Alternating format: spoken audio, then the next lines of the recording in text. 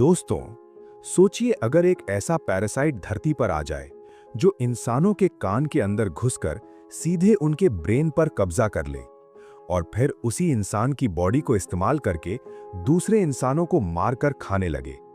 तो कहानी की शुरुआत में हमें ये सीन दिखाया जाता है कि समुद्र से कुछ अजीबोगरीब क्रीचर्स निकलकर शहर की तरफ बढ़ रहे हैं और उन्हें पैरासाइट्स का नाम दिया गया है। फिर हम एक आदमी को देखते हैं जो अपने कमरे में सोया होता है और उनमें से एक पैरासाइट रेंगता रेंगता उसके कान के अंदर चला जाता है। वो आदमी बहुत तड़पता है और उसके बाद फिर से नॉर्मल होकर सो जाता है। अब हमें एक लड़का दिखाया जाता है जिसका नाम शिनिची था। वो रात को अपने कमरे में हेडफोन लगाकर गाने सुन रहा होता है। वो पैरासाइट उसके कान में घुसने की कोशिश करता है लेकिन उससे अंदर घुसा नहीं जाता। अब वो उसके नाक के पास चला जाता है। शिनिची को खारिश होती है तो वो समझता है कि कोई कीड़ा है, तो वो उसे पकड़कर दूर फेंक देता है। वो उसको मारने के लिए आगे बढ़ता है लेकिन तभी वो पैरासाइट उसके हाथ पर काटकर उसके हाथ के अंदर चला जाता है। तभी शिनिची घबराकर एक केबल से अपने हाथ को बांधकर उसे बीच में ही रोक देता है। तभी शिनिची की आवाजें सुनकर उसकी मॉम यहां आ जाती हैं। शिनिची उनसे कहता है कि उसके हाथ में कोई कीड़ा घुस गया है, लेकिन उसकी मॉम कहती हैं कि ये लड़का मजाक कर रहा है। वो शिनिची के पास आकर उसके एक हाथ से उसका दूसरा हाथ छुड़ा देती हैं और फिर देखती हैं तो यहाँ उन्हें कोई भी कीड़ा नहीं दिखता। उन्हें लगता है कि शिनिची अभी से ही सठिया गया है। शिनिची भी चौंक जाता है कि आखिर वो कीड़ा कहाँ गायब हो गया। अब अगली सुबह हमें दिखाया जाता है कि शिनिची नाश्ते के टेबल पर बैठा होता है तो उसे अपने हाथ में बहुत अजीब फील होता है। फिर हम उसी आदमी को देखते हैं जिसके अंदर पैरासाइट घुस गया था। वो आदमी अब अजीब सा बिहेव कर रहा होता है और अब वो अपनी वाइफ के पास जाता है। अचानक से उसका मुंह एक बड़े से क्रीचर में बदल जाता है जिसके अंदर कई सारी आंखें थीं। उसकी वाइफ कुछ भी समझ पाती इससे पहले ही वो आदमी अपनी वाइफ को खा जाता है। यानी कि उस पैरासाइट ने इस आदमी के ब्रेन को पूरी तरह से अपने काबू में करके इसे एक क्रीचर बना दिया है। अब हम फिर से शिनिची को देखते हैं जब वो अपनी दोस्त सतोमी के साथ स्कूल जा रहा होता है तो अचानक उसका हाथ सतोमी को गलत जगह छू देता है, जिससे सतोमी गुस्सा होकर चली जाती है। शिनिची खुद भी समझ नहीं पा रहा था कि उसके हाथ के साथ क्या हो रहा है। फिर क्लास में उसका इरेजर नीचे गिर जाता है और जब शिनिची उसे उठाने के लिए हाथ बढ़ाता है तो उसका हाथ अचानक लंबा हो जाता है और दूर से ही इरेजर उठा लेता है। अब शिनिची पूरी तरह डर चुका था। जब वो घर आता है तो इंटरनेट पर अपने सिम्टम्स सर्च करने लगता है, लेकिन तभी अचानक उसके हाथ से एक आंख बाहर निकलती है। शिनिची ये देखकर बुरी तरह डर जाता है, लेकिन वो आंख फिर वापस हाथ के अंदर चली जाती है।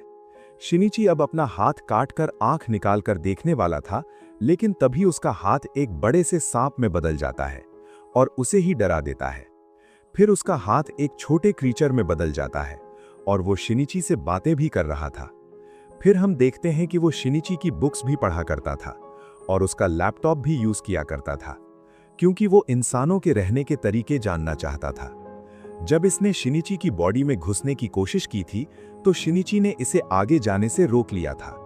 इसीलिए अब ये सिर्फ राइट हैंड में ही था और उसी हाथ को कंट्रोल कर रहा था। ये क्रीचर कहता है कि तुम मेरे होस्ट हो और मैं अपने होस्ट के बगैर कुछ भी नहीं कर सकता। फिर वो क्रीचर कहता है कि तुम मुझे मिगी बुलाओ। मिगी शिनिची के जरिए स्कूल में कई सारी बुक्स पढ़ता है और इंसानों के बारे में और भी ज्यादा जानता है। वो स्टूडेंट्स को फाइटिंग प्रैक्टिस करते हुए भी देखता है और मिगी सिर्फ उन्हें देखकर ही फाइटिंग स्किल्स सीख लेता है। अब इसके बाद हम पेंटिंग क्लास में शिनिची को देखते हैं जो कि अपनी पेंटिंग पर काम कर रहा था। तभी सतोमी यहां आती है और उससे कहती है कि अगर तूने फिर से वो सब किया ना तो मैं तेरी जान ले लूंगी। इसके बाद सतोमी शिनिची की पेंटिंग देखती है और फिर यहां से चली जाती है। अब स्कूल के बाद शिनिची रात में जब बाथ ले रहा होता है तो तभी मिगी कहता है कि मुझे तुम्हारी बॉडी को इन्वेस्टिगेट करना है। मिगी शिनिची की पूरी बॉडी को देखने लगता है। यहाँ मिगी और शिनिची में अच्छी दोस्ती हो गई होती है और मिगी शिनिची को कोई भी नुकसान नहीं पहुंचाता। अब एक दिन शिनिची बस से कहीं जा रहा था। तभी मिगी शिनिची से कहता है कि मुझे यहाँ पर किसी अपने जैसे पैरासाइट होने का एहसास हो रहा है। मिगी शिनिची को यहीं उतरवाकर उसे एक शॉप में ले जाता है, जहां इन्हें एक आदमी दिखता है। उसके शरीर पर भी एक पैरासाइट ने कब्जा कर लिया था और वो आदमी एक नॉर्मल आदमी को मारकर खा रहा था। दरअसल उस आदमी की बॉडी पर भी एक पैरासाइट ने कब्जा कर लिया था। वो पैरासाइट भी शिनिची को पहचान लेता है। उसे पता चल जाता है कि शिनिची के अंदर भी एक पैरासाइट मौजूद है। वो शिनिची को इंसान का मीट खाने के लिए देता है, लेकिन जब उसे पता चलता है कि शिनिची का ब्रेन अभी भी उसके खुद के कंट्रोल में है और पैरासाइट सिर्फ उसके हाथ में है, तो वो पैरासाइट तुरंत शिनिची को मारने का फैसला करता है। तभी मिगी शिनिची से कहता है, भागो, ये हमें मार देगा। लेकिन शॉप का डोर बंद हो चुका था। अब लड़ाई होना तय था। वो पैरासाइट अपना हाथ काट देता है और मिगी से कहता है कि तुम शिनिची को छोड़कर मेरे हाथ पर आ जाओ। लेकिन मिगी और शिनिची में अच्छी दोस्ती हो गई थी, इसीलिए मिगी उसके हाथ पर जाने से मना कर देता है। फिर मिगी शिनिची की जान बचाने के लिए इस पैरासाइट से फाइट करता है, और क्योंकि मिगी ने शिनिची के स्कूल में स्टूडेंट्स को फाइट करते हुए देखा था, इसीलिए शिनिची उन्हीं मूव्स का इस्तेमाल करके इस पैरासाइट के ब्रेन और बॉडी को अलग कर देता है, जिससे वो पैरासाइट वहीं मर जाता है। शिनिची पीछे के दरवाजे से जहां से वो आया था वहीं से भाग जाता है। शिनिची अपनी मॉम को इस बारे में कुछ भी नहीं बता पाता। अब अगले दिन हम शिनिची को देखते हैं, जो कि अपने स्कूल में था। तभी मिगी को एहसास होता है कि यहाँ भी उसी के जैसा कोई पैरासाइट है जिसने किसी इंसान को अपने काबू में कर लिया है। तभी इनके प्रिंसिपल इनकी नई टीचर तामिया रॉयको को इनसे इंट्रोड्यूस कराते हैं। मिगी और शिनिची समझ जाते हैं कि तामिया ही वो पैरासाइट है। वहीं तामिया भी अपने पैरासाइट सेंस की मदद से ये समझ जाती है कि शिनिची भी एक पैरासाइट से जुड़ा हुआ है। अब तामिया के बारे में और ज्यादा जानने के लिए शिनिची बाद में तामिया से मिलने जाता है। यहाँ तामिया ने यहाँ पर 2 और पैरासाइट्स को भी बुलाया होता है, जिनमें से एक हाई स्कूल स्टूडेंट शिमाडा होता है और दूसरा एक ऑफिसर मिस्टर ए होता है। ये दोनों तामिया के साथ मिले होते हैं। तामिया शिनिची और मिगी को बताती है कि हम पैरासाइट्स को सरवाइव करने के लिए आपस में मिलकर रहना होगा। वहीं दूसरी तरफ शिनिची काफी परेशान था, लेकिन वो अपनी मॉम को भी ये सब नहीं बता पा रहा था। वो अपनी मॉम से कहता है कि अब घर में ही रहना, क्योंकि वो जानता था कि बाहर काफी ज्यादा पैरासाइट्स हैं जो इंसानों को मार कर खा रहे हैं। लेकिन उसकी मॉम ये नहीं जानती थी, इसीलिए वो शिनिची की बात पर खास ध्यान नहीं देती। अब एक दिन रात में अपने घर आते समय शिनिची का सामना मिस्टर ए से हो जाता है।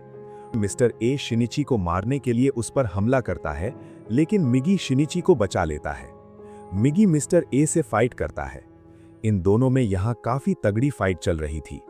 तभी शिनिची आगे बढ़कर मिस्टर ए के अंदर एक लोहे का पाइप घुसा देता है, और क्योंकि ये पैरासाइट एक इंसान की बॉडी में था, इसीलिए ये बॉडी कमजोर होने की वजह से पैरासाइट भी कमजोर होकर वहीं गिर जाता है।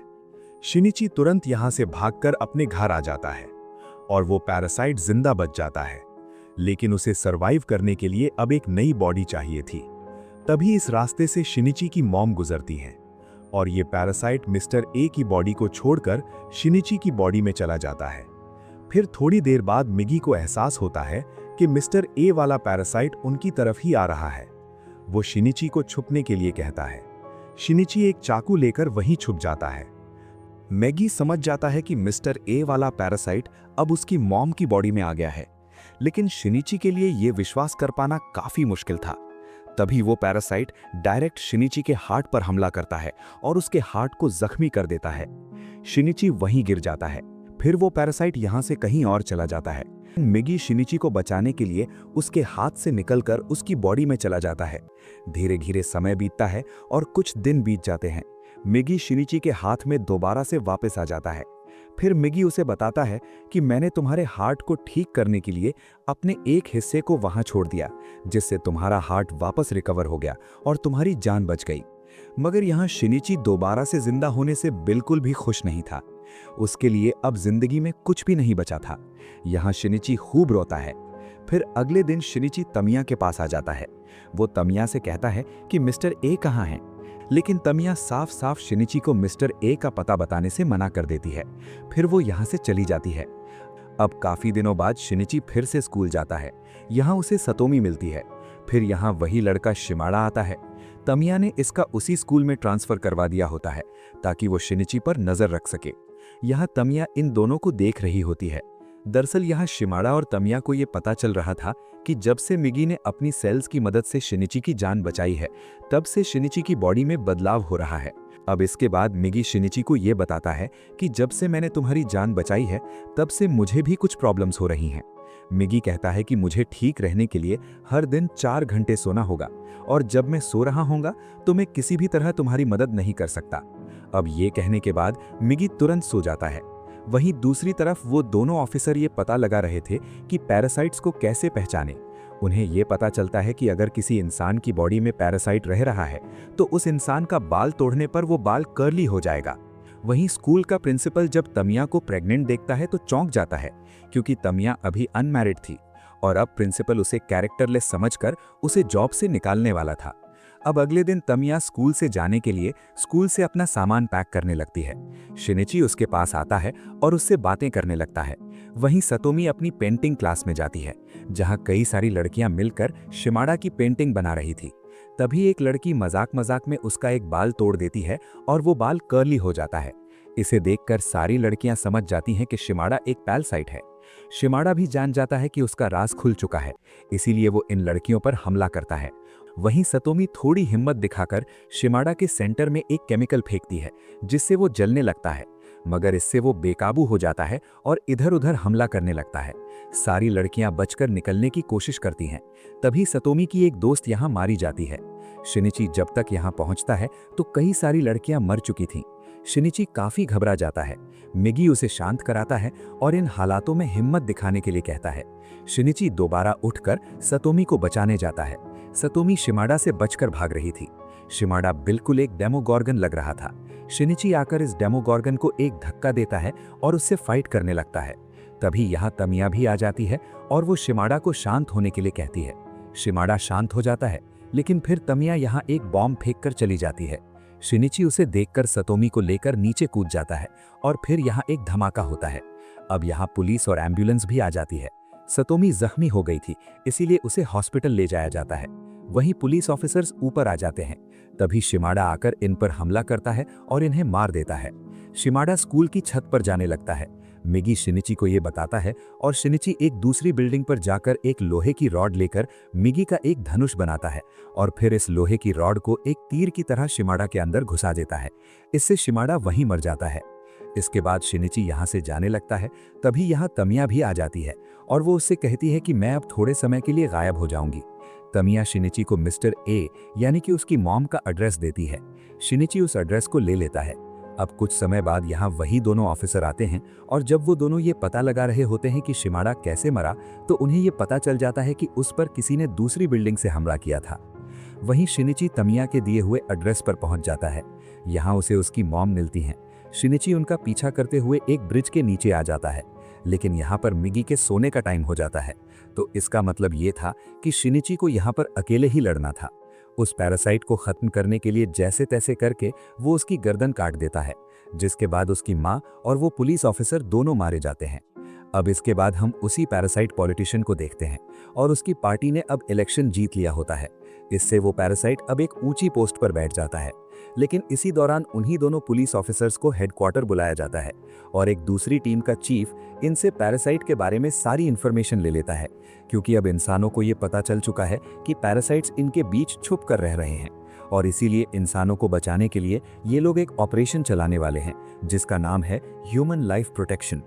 अब इसके बाद हम उसी पॉलिटिशियन को देखते हैं जो कि तमिया के पास जाता है और इन दोनों के साथ अब एक काफ़ी खतरनाक पैरासाइट भी होता है, जिसका नाम गोटू होता है। और अब वो तमिया को बताता है कि वो सारी मैनकाइंड को खत्म कर देगा। लेकिन अब तमिया को अपने आने वाले बच्चे की चिंता होने लगती है। वहीं दूसरी तरफ शिनिची हॉस्पिटल में सतोमी से मिलने जाता है। वो बातें कर रहा होता है कि मैं एक एक करके सब पैरासाइट्स को मार दूंगा, कि तभी हम देखते हैं कि कोई उनकी पिक्चर्स ले रहा है और वो कोई जासूस था।